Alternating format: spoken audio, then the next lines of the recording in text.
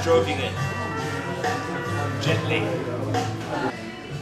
I took a big long nap while watching Cannonball Run 2.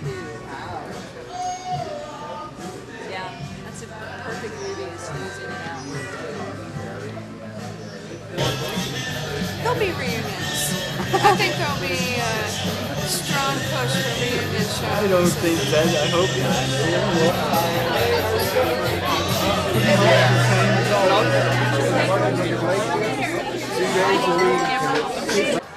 So it's Unteen's last show. How do you feel?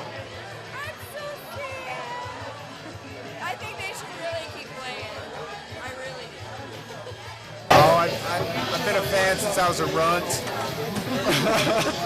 Have you ever even heard of them before? No. Who's playing? I think it's a little bittersweet. I'm sad that it's ending. JR's been a fan for a while, and also he's the best sound guy ever. So we were lucky that he did our record, really. I was really happy to do their record. I believe I volunteered to do it, actually. See that? They're my friends. I've enjoyed them for years.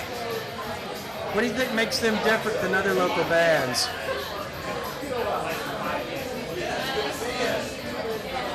Well, they have a certain attitude, I would say. And they're not your norm by any means. Make sure you get Wonderly, man. Give him an interview. Just their whole attitude. I mean, they remained true to themselves. They didn't. I never saw them like get in arguments or anything. And their artistic vision, which that sounds like a pompous term, but it sometimes has validity. The way that they saw Unteen and what they wanted to do, they stayed true to that, and they didn't care about it. You know, it's like, oh, if we do this, you know, we can get a job here, or if we do this, we can. You know, as a matter of fact, they're a little bit too lax. I would have to like beg them to. It's like, you got to promote the CD. You got to sell some CDs. You know, we'll just sell a couple and tell people to copy them for their friends. Like, no. A million years ago, deep within the bowels of the Springfield sewer system, a hideous creature was spawned. It crawled forth and was burned and blinded by the grotesque sun. That four-headed demon baby was just a freak show at the Ozark Empire Fair until it learned to rock. And the terrorized citizens called it Unteen. Well, thank you, Bob. Hello, ladies and gentlemen.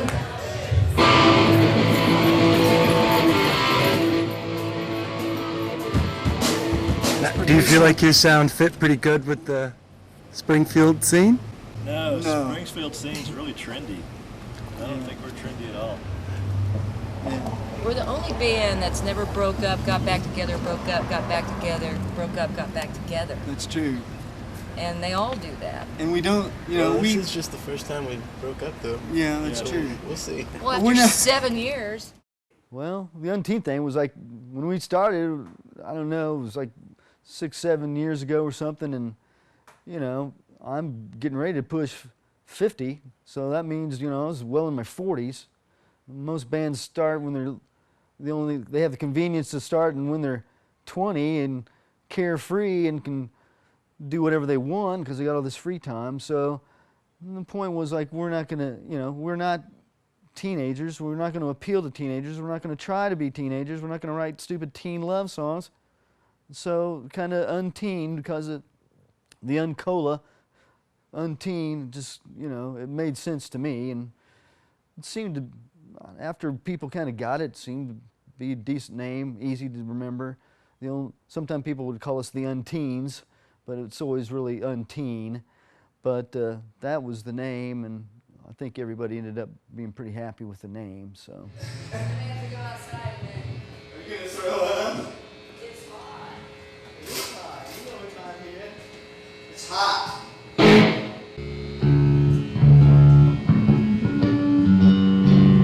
Well, I saw Jay yesterday. Good morning.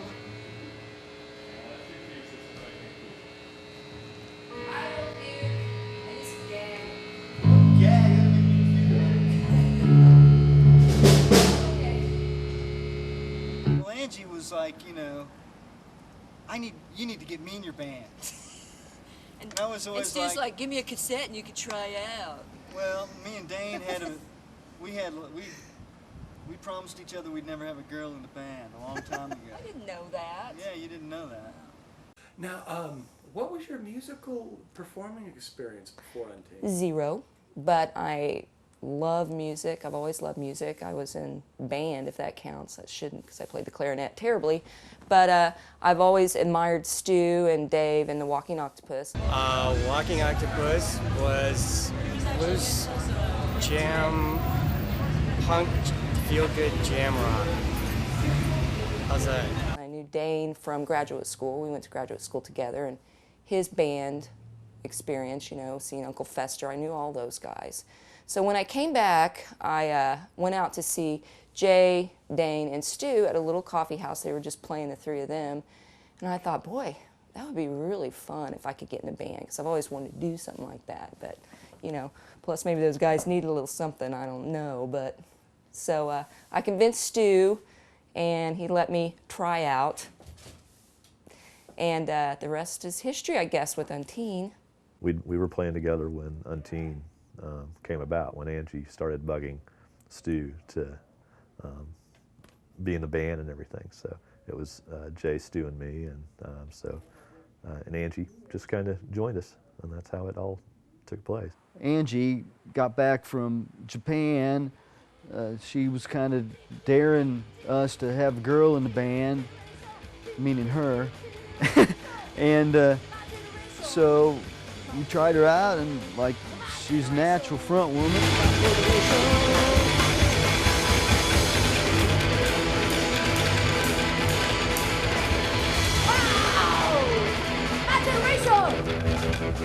Thank you!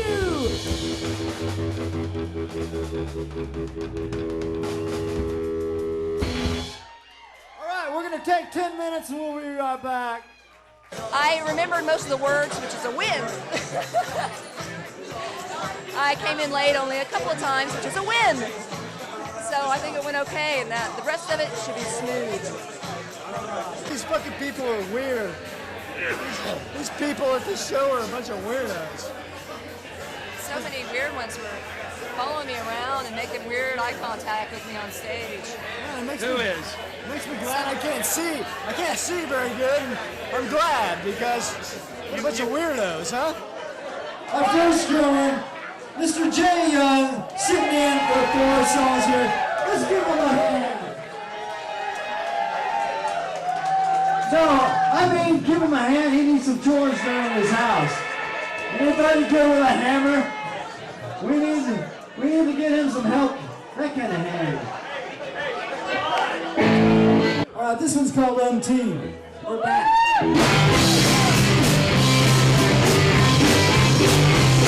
I'll take, let you know just what I mean. I'm over how to do your grandpa.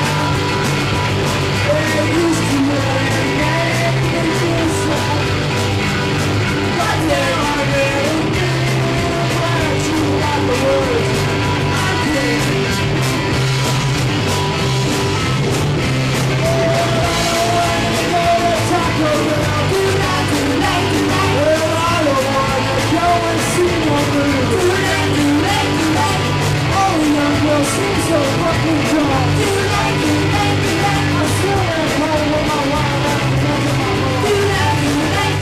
Fuck yeah, badass band.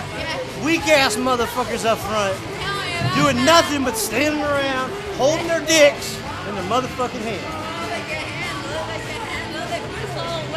Springfield pussy. Springfield pussy. Hey, up on the face. Let's Yeah.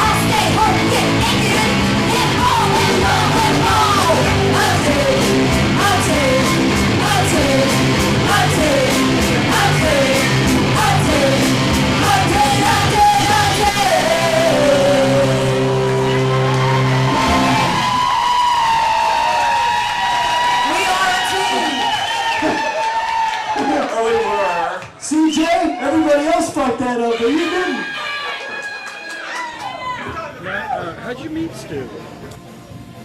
Oh gosh, I guess we met at an old comic book store around town called Duckburg, and he was in there showing some art that he had done, and we just kind of started talking and found that we had a lot of common interests, and just slowly started hanging out, and then we started you know, jamming together a little bit with a guy named Dave Erb who used to live here, and he's like just a terrific guitar player, and we had a little band there called Walking Octopus, played around town for a little while. First band that I was in, I was bass player for a band called Walking Octopus with Dave Erb and Jay Young, who Jay was in Unteen for quite a while, and I played with him, you know, through a whole malignancy of bands. Anyway, but like we were kind of a weird band. Dave was already accomplished in another band, guitar player, and we kind of stole him from that band, and he ended up like playing with us first because he'd go wild on the guitar, and like me and Jay just learning how to play. How's that? 1, 2, 3, 4. Bad boys, bad boys. All of my babies, bad boys, bad boys. All of my babies, I was so drunk, I didn't know. So drunk, so drunk, so drunk. Shopping in the mall, so we had to go. So drunk, so drunk, so drunk. I was so drunk, I didn't know. So drunk, so drunk, so drunk. There were rats out there, I didn't know. So drunk, so drunk, so drunk. Rat boys, rat boys. All of my babies, rat boys, rat boys. All of my babies, baby, rat boys, rat boys. All of my babies, baby, rat boys, rat boys. All of my babies, baby, I was so drunk, I didn't know. So drunk, so drunk, so drunk. Something in the box, we had to go. So drunk, so drunk, so drunk. I was so drunk, I didn't know. So drunk, so drunk, so drunk. There were rats up there, I didn't know. So drunk, so drunk, so drunk. Rat boys, rat boys. All of my babies, baby, rat boys, rat boys. All of my babies, baby, rat boys, rat boys. All of my babies, baby, rat boys, rat boys. All of my babies, baby.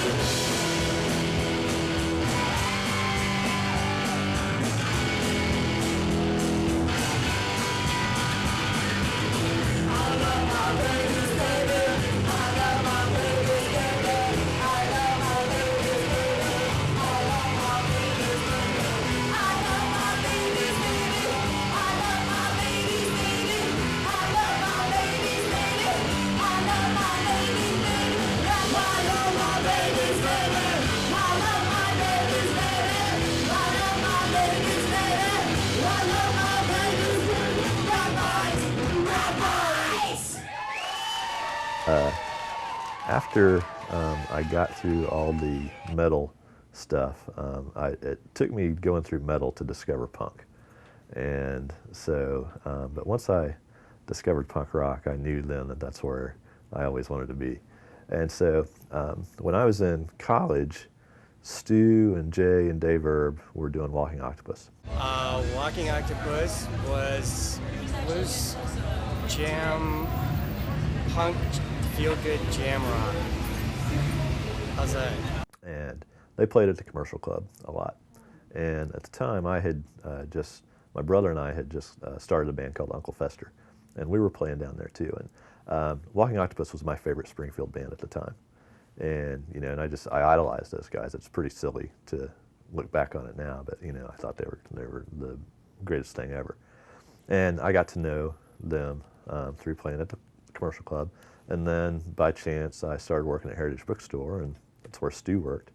And so Stu and I got to know each other pretty well. This was early 90s.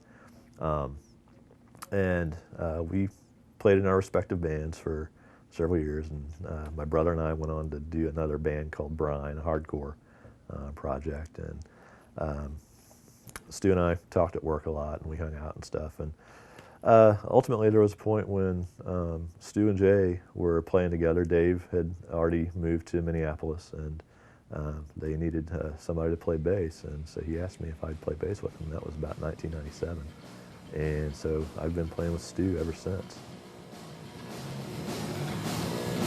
Walking Octopus broke up. Was in a few other kind of bands. Always kind of a solid core was me and Jay, and then Dane, my buddy Dane, who's in Unteen, and like he was in other bands at that same time, Walking Octopus, and those bands dissipated and stuff, and so we got together, and I wanted to be kind of the guitar player, and I asked him to play bass, and he did, which is good, but probably kind of shut him down a little bit because he's